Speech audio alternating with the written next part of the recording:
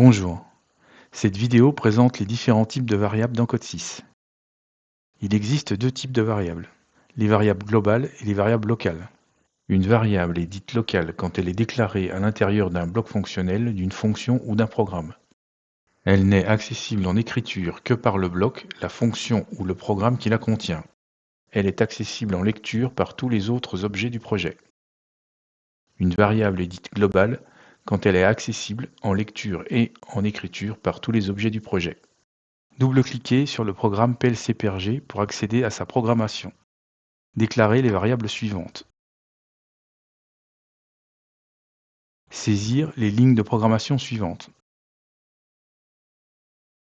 Double-cliquez sur le programme PRG Mon Programme pour accéder à sa programmation et ajouter les lignes de programmation suivantes.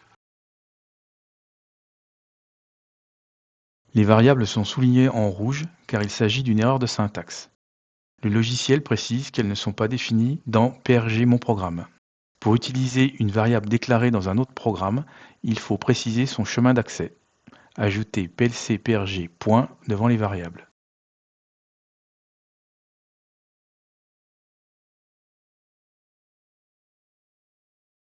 Compiler le programme. Le compilateur indique que la variable iCounter n'est pas accessible en écriture depuis le programme PRG Mon Programme. Pour pallier ce problème, la variable doit être déclarée en tant que variable globale et non locale. Les variables globales doivent être déclarées dans une GVL, Global Variable List. Cliquez droit sur l'objet Application. Dans le menu contextuel, sélectionnez Ajouter un objet, puis choisir Liste de variables globales. Saisir mes variables globales comme nom pour la liste, puis cliquez sur le bouton Ajouter. Supprimez la déclaration de la variable iCounter du programme PLC-PRG et l'ajouter dans la liste des variables globales. Corrigez la syntaxe dans les programmes pour préciser le nouveau chemin d'accès.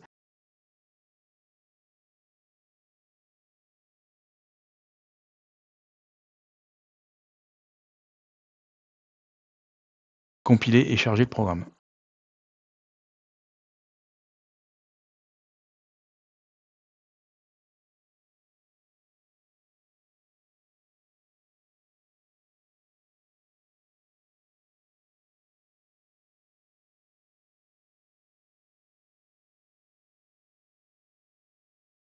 Lancez le comptage, l'arrêter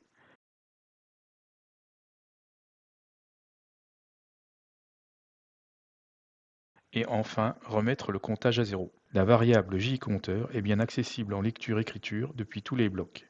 Pour mémoriser la valeur de comptage à la suite d'une coupure d'alimentation de l'automate, il faut que la variable globale jICounter soit déclarée en retain persistant.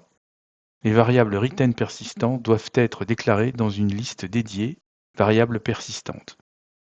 Cliquez droit sur l'objet Application. Dans le menu contextuel, sélectionnez Ajouter un objet, puis choisir Variable persistante.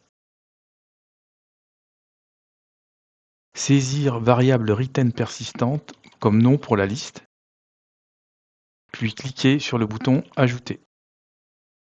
La liste de variables retain persistante est une liste de variables globales. Supprimez la déclaration de la variable jICounter de la liste Mes variables globales et l'ajouter dans la liste des variables retain persistantes. Corrigez la syntaxe dans les programmes.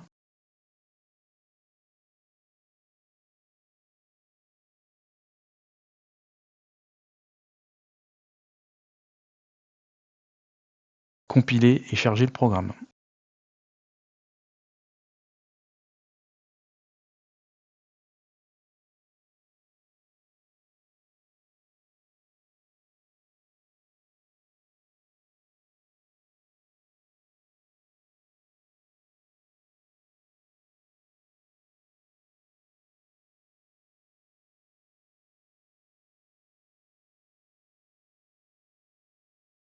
La valeur de la variable globale jICounter est sauvegardée lors d'une coupure d'alimentation. Si vous avez des questions, n'hésitez pas à contacter votre support Vago local.